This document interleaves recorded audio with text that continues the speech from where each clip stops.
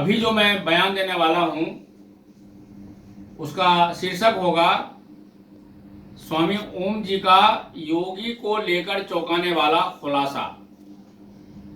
Hello global YouTubers, listeners, viewers, सभी हिंदुओं आदि को संबोधित करते हुए ओम जी हिंदू महासभा आदि 51 हिंदूवादी वैश्विक संगठनों के संस्थापक व अध्यक्ष स्वामी ओम जी ने आप सभी हिंदुओं को विक्रम संवत 2075 की तथा चैत्र नवरात्रि की शुभकामनाओं सहित स्वामी ओम जी ने कहा है कि योगी आदित्यनाथ जी के बढ़ते कद से भाजपा के शीर्ष नेता भी घबराए हुए थे।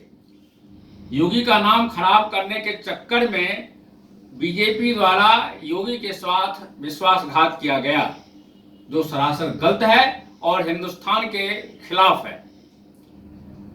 आपको मैं ये कुछ बातें जो इतिहास के गर्त में है वो मैं आपको बताना चाहता हूं। आइए इतिहास की धूल झाड़कर तथ्य बाहर निकाले जाए। गोरखपुर लोकसभा क्षेत्र मूलतः हिंदू महासभा की सीट है। महंत दिग्विजय नाथ जी जो सावरकर जी के अभिन्न अंग थे, इस सीट से हमारे ओम जी हिंदू महासभा के टिकट पर हमेशा सांसद हुआ करते थे। उनके उत्तराधिकारी महंत अवैधनाथ जी भी उसके बाद हमारे ओम जी हिंदू महासभा से सांसद होते चले आए थे और आप अपने जीवन काल में हमेशा वो हमारे ओम जी हिंदू महासभा के सांसद रहे। उन्होंने अपना अंतिम चुनाव भी लास्ट में उन्होंने हमसे अनुमति ली तो हमने उनको भाजपा के टिकट से लड़ने के लिए अनुमति दी और फिर भाजपा के टिकट से भी वो जीते। इसलिए नहीं कि भाजपा का टिकट था, सबको पता था कि ओम जी हिंदू महासभा के अध्यक्ष रहे हैं। उनके बाद महंत आदित्यनाथ जी, जिनको योगी के नाम से हम लोग ज्यादातर जानते हैं, इस सीट से भाजपा से जीतते आ रहे हैं और उसके लिए भी हमने उनको अनुमति दी थी। भाजपा से जीतते हुए भी उनकी छवि उनके कार्यों के कारण हिंदू महासभाई नेता की ही रही, जिसे लाख रोकने पर भी कोई लगाम नहीं लगा सका। भाजपा ने भी कोशिश की लेकिन वो भाजपा उसमें कामयाब नहीं हुई। पिछला चुनाव दबे छिपे स्वर में हिंदूवाद के आधार पर लड़ना भाजपा की और प्रधानमंत्री की व्यवस्था थी, क्योंकि मैं ओम जी हिंदू महासभा का ग्लोबल प्रेसिडेंट होने के नाते बिग बॉस के घर में जाने से पहले मैंने नरेंद्र मोदी जी को यह समझा दिया था कि जो हिंदू महासभा की नीति है उसके अनुसार किसी भी मुसलमान को टिकट मत देना, नहीं तो आपकी पार्टी हार जाएगी। आप मुसलमान के बगैर यदि आप हिंदुओं को चुनाव लड़ाएंगे तो आप बहुमत से थम्पिंग मेजोरिटी से आएंगे। और मैं आभारी हूं नरेंद्र मोदी का और अमित शाह का, जिन्होंने हमारे इस आदेश का पालन किया और वो यूपी में सत्तासीन हुए। अतः लगभग देश की पूरी भाजपा और केंद्र की भी खासी भाजपा की अनिच्छा के बावजूद भी योगी जी को हमने आगे करके चुनाव लड़ाया। विजय के बाद कोशिश की गई कि किसी मोहरे को मुख्यमंत्री बना दिया जाए और योगी जी को पीछे किया जाए, जिसकी वजह से परेशान होकर के योगी आदित्यनाथ जी अमेरिका जाने की तैयारी करने लग गए। तो मैंने उनको फोन करके कहा कि मैं बीजेपी को और नरेंद्र मोदी को मजबूर करूंगा कि आपको मुख्यमंत्री बनाए, और फिर हमने मजबूर किया।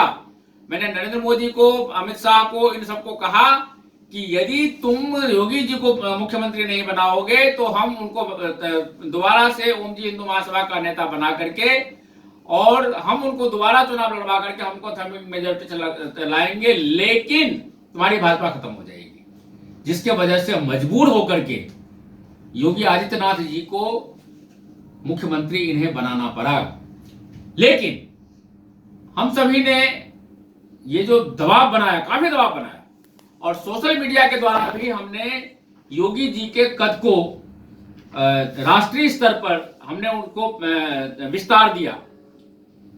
केंद्र के पार्टी भाजपा नेताओं को समझ आ रहा था कि भाजपा को 2019 में यदि जीतना है तो समीकरण योगी जी के नेतृत्व में ही सधेंगे, और ये स्थिति हमने क्रिएट की।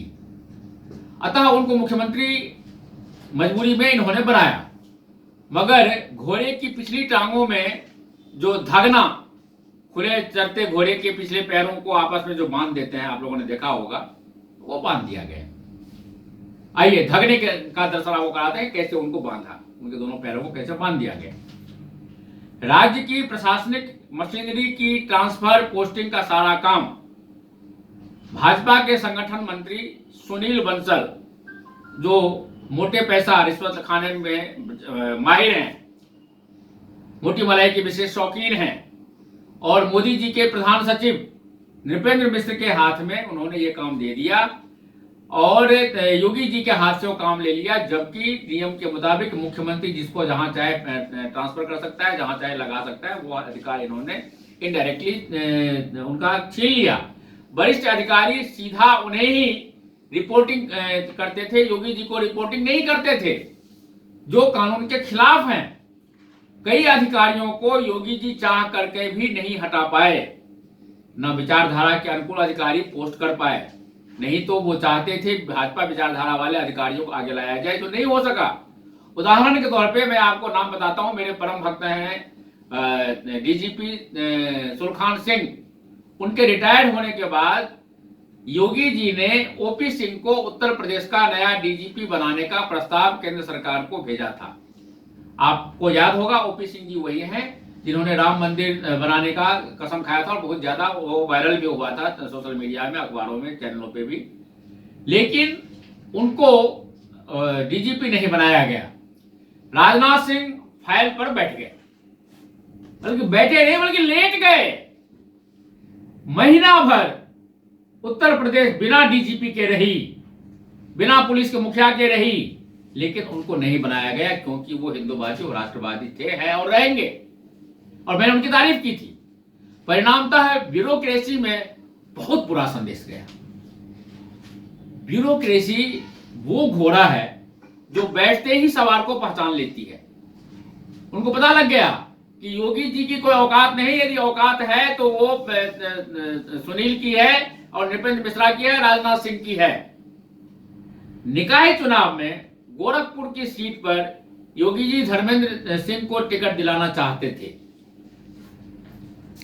लेकिन मुख्यमंत्री योगी की इच्छा की अवहेलना करते हुए संगठन मंत्री सुनील बंसल ने दूसरे को टिकट दे दिया। मलाई की प्लेट, बल्कि आप ये कहिए प्लेट नहीं, डोंगे को ध्यान में रखकर ये किया गया। सोचिए क्यों? क्योंकि वहां से मोटा नोट मिला था। अरे भाई नरेंद्र मोदी जी, आप इसको कहते थे कि ना हम खाएंगे ना खाने देंगे। ये कैसे कैसे लोगों को तुमने डाल रखा है वहां पे, जो सिर्फ रिश्वत के चक्कर में देश का और राज्य का बेड़ागर्क कर रहे हैं और मोदी जी का अपमान। मोदी जी कहते हैं कि हम ईमानदार हैं, हमारे लोग ईमानदार हैं, और योगी जी जैसे ईमानदार नेता को तुम उसको नीचे दिखा रहे हो। गोरखपुर में पीढ़ियों से दबदबा रखने वाले और अब मुख्यमंत्री को अपने जिले का मेयर प्रत्याशी भी चुनने नहीं दिया गया। अब बताइए कितनी दुख की बात है। ऐसे ही उपद्रव राजनाथ सिंह ने कांग्रेस से भाजपा ज्वाइन करने वाले आरिफ मोहम्मद खान साहब के साथ भी किया। ये साहबानों के खिलाफ लड़ने वाले, मुल्लाओं का विरोध करने वाले पहले व्यक्ति थे, मेरे बड़े अच्छे भक्त थे। राजीव गांधी के खिलाफ बगावत करने वाला अकेला यही आदमी था, कैबिनेट मिनिस्टर था, और उसने मेरे कहने पर रिजाइन दे दिया था साहबानों वाले मामले में। जब सुप्रीम कोर्ट ने साहबानों के पक्ष में फैसला दिया तो राजीव गांधी ने नया कानून बनाया तलाक के फेवर में, और उसका जब हमने विरोध किया, मैं तो कांग्रेस का वरिष्ठ नेता हूं, आरिफ मोहम्मद खान को हमने कहा कि भाई तू रिजाइन दे देगा तो इसका असर पड़ेगा, और ये जो करने जा रहा है देश विरोधी काम राजीव गांधी, वो नहीं कर पाएगा। लेकिन ऐसा राष्ट्रवादी व्यक्ति आरिफ मोहम्मद खान, उसको भी इन लोगों ने, खास तौर पे राजनाथ सिंह जी ने उसका भी बेड़ागर्क किया। साहबानों के खिलाफ लड़ने वाले, मुल्लाओं का विरोध करने वाले जो इतने अच्छे नेता वो थे, और ये उस समय राजीव गांधी के साथ कैबिनेट मंत्री थे, मगर राजीव गांधी के पाला बदलते ही हमने उनसे रिजाइन दिलवा दिया और उसने बहादुरी के साथ में रेजिग्नेशन दिया। उन्हें बहराइच से सांसद रहते हुए राजनाथ सिंह ने बहराइच की स्थानीय राजनीति उनकी नहीं चलने दी और वो राजनीति छोड़ गए। इस्लाम के कट्टरवादी नेतृत्व को बदलने का महान पुण्य राजनाथ सिंह ने इसी तरह से किया और इस्लाम के कट्टरवाद को राजनाथ सिंह ने बढ़ाया और इस तरह से इस बार भी योगी जी को नीचा दिखा करके हिंदुत्व का बेड़ा गर्क किया।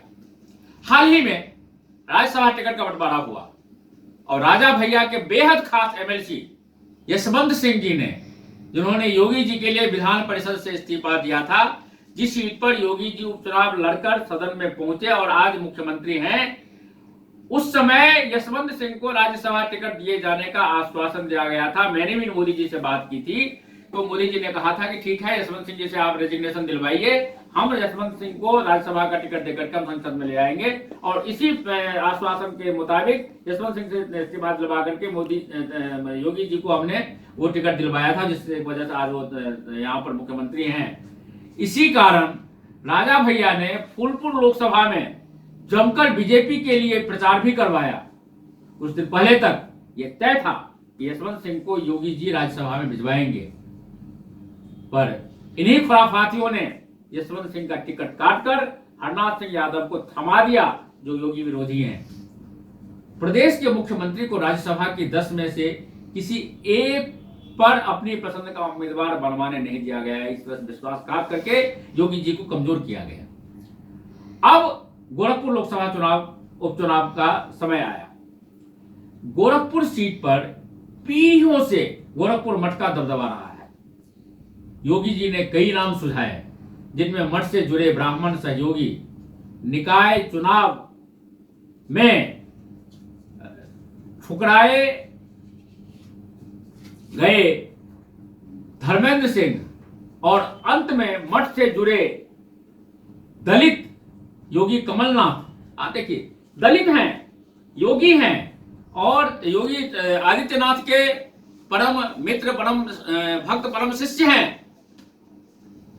को टिकट मिलता तो आसानी से वो वोट निकाल जाते, लेते और वहां पर वो जीत जाते। और ये गोरखपुर जो सीट हारी है बीजेपी, वो ये शर्मनाक हार नहीं होती। आप ये देखिए कितना बड़ा विश्वास था और कितना बड़ा साजिश है योगी जी को नीचा दिखाने के लिए कि उनके धुर विरोधी रहे शिव प्रताप शुक्ल के विश्वस्त उपेंद्र शुक्ल, जो योगी जी के परम शत्रु हैं शुरू से, उनको उम्मीदवार बना दिया गया योगी जी के मर्जी के खिलाफ और उसे जिताने की जिम्मेदारी भी योगी जी के ऊपर में सौंप दिया गया। अरे भाई, एक आदमी जो दुश्मन है उसको जिताने की जिम्मेवारी तुम योगी जी को सौंप रहे हो। तो योगी जी की महानता है कि ये सारे उपरोक्त आघात झेलकर भी योगी जी ने पार्टी के प्रत्याशी और अपने परम शत्रु उपेंद्र शुक्ल को जिताने का पूरा जोर लगा दिया। लेकिन बीजेपी के लोगों ने ही विश्वासघात करते हुए उपेंद्र शुक्ल को हरा दिया। फिर जिन लोगों ने साजिश करके टिकट करवाया, उन्होंने ही बसपा के नेता और योगी जी के पुराने शत्रु हरिशंकर तिवारी से मिलकर उपेंद्र शुक्ल को भी हरवा दिया, ताकि उपेंद्र शुक्ल की तो कोई औकात है नहीं। यदि औकात है तो योगी जी की है और योगी जी का इमेज खराब हो, वो प्रधानमंत्री नहीं बन सके, वो साजिश को साकार करने का काम इन लोगों ने किया, बीजेपी के नेताओं ने। अब हार का जिम्मेदार योगी जी को बताकर उनकी छवि पर प्रश्न चिन्ह लगाने का काम किया जाएगा और कर रहे हैं ये लोग। योगी जी को नाम का मुख्यमंत्री बनाकर मलाई चाटने वाले बिलाव सोच रहे हैं कि भाजपा 2019 में आने से रही, इसीलिए जितना अधिक संभव हो मलाई का संग्रह कर लो, रिश्वत खा लो और अपना पेट और ज्यादा रिश्वत से भर लो। उत्तर प्रदेश में ऐसे ही कर्म करते हुए पिछली पीढ़ी के भाजपा नेतृत्व ने पार्टी का भट्टा बैठा दिया था। अब फिर उसी की तैयारी की जा रही है। मित्रों, मेरे भक्तों, हिंदुओं, ये समय योगी जी का साथ देने का है, उनके पक्ष में जन समर्थन जुटाने का है, दिखाने का है। आइए मैदान में आया जाए। सोशल मीडिया के सही उपयोग की घड़ी आई है। सबसे पहले विचारधारा, हिंदूवादी विचारधारा, फिर उसके बाद विचारों का वहन करने वाली पार्टी, फिर उसके बाहर कार्यकर्ता, अंत में मौका पाकर मलाई खाने वाले आते हैं। हालांकि मलाई खाने वालों को आना नहीं चाहिए, फिर भी चलो आते हैं, खाते हैं, खा लो भाई, लेकिन तुम बीजेपी को सत्तासीन रहने दो। और यदि तुमको फिर भी बीजेपी से नफरत है तो ओम जी हिंदू महासभा में शामिल होकर ओम जी हिंदू महासभा को सत्तासीन बनाओ। हिंदुओं, मैं आपसे अपील करता हूं, इन्हें दबोचिए और किनारे लगाने के लिए ताल ठोकिए, जैसे पिछले लोकसभा चुनाव में से पहले नरेंद्र मोदी जी को प्रधानमंत्री पद का भाजपा प्रत्याशी बनाने के लिए स्वामी ओम जी ने ठोकी थी और स्वामी जी ने उनको प्रधानमंत्री का प्रत्याशी बनाने के लिए भाजपा को मजबूर कर दिया था। इसका एक ढंग पोस्ट को शेयर करना भी होगा। और मैं आपको ये बता दूं कि यदि मैं भाजपा को और नरेंद्र मोदी को मैं ये कहना चाहता हूं कि यदि आप नहीं संभले, ये विश्वासघात करना आपने बंद नहीं किया, तो योगी आदित्यनाथ जी को ओम जी हिंदू महासभा में शामिल करके, पहले भी ओम जी हिंदू महासभा के वो नेता थे, ओम जी हिंदू महासभा को पुनर्जागृत करके 2019 में ओम जी हिंदू महासभा सत्तासीन होगी और मैं खुद प्रधानमंत्री बनकर के इस देश को हिंदू राष्ट्र घोषित करूंगा, योगी जी को प्रधानमंत्री बनाऊंगा और जितने भी मंत्री होंगे वो सिर्फ और सिर्फ कट्टर हिंदू होंगे, जो हिंदू राष्ट्रवादी होंगे। और इस तरह से इस भारत को तो मैं हिंदू राष्ट्र बनाऊंगा ही, लेकिन जो हमारे वेद में लिखा है कृण्वन्तो विश्वमार्यम कृण्वन्तो विश्व ओममयम, उसके अनुसार धीरे धीरे धीरे पूरे विश्व को भी मैं हिंदू में बना करके छोड़ूंगा। मौका है, अभी मैं आपको मौका देता हूं कि आप योगी जी के साथ विश्वासघात मत कीजिए। हिंदुत्व के एजेंडे को आप जारी रखते हुए जो भी वादे आपने मुझे किए हैं, हिंदुओं को किए हैं, वो पूरा कीजिए। नहीं तो आज जिस तरह से हमने कांग्रेस का नामो निशान मिटाया, समाजवादी पार्टी का मिटाया, बहुजन समाज पार्टी का मिटाया, जिस तरह से हमने कम्युनिस्ट का नामो निशान मिटा दिया, उसी तरह से भाजपा का भी नाम निशान मिटाकर हम खत्म कर देंगे। ओम जी हिंदू महासभा सत्तासीन होगी और इसके सिर्फ और सिर्फ जिम्मेवार आप लोग होंगे। इन्हीं शब्दों के साथ भारत माता की जय, वंदे मातरम, जय हिंदू राष्ट्र, सर्वे भवन्तु सुखिनः, सर्वे सन्तु निरामयाः, सर्वे भद्राणि पश्यन्तु मा कश्चित् दुःखभाग् भवेत्।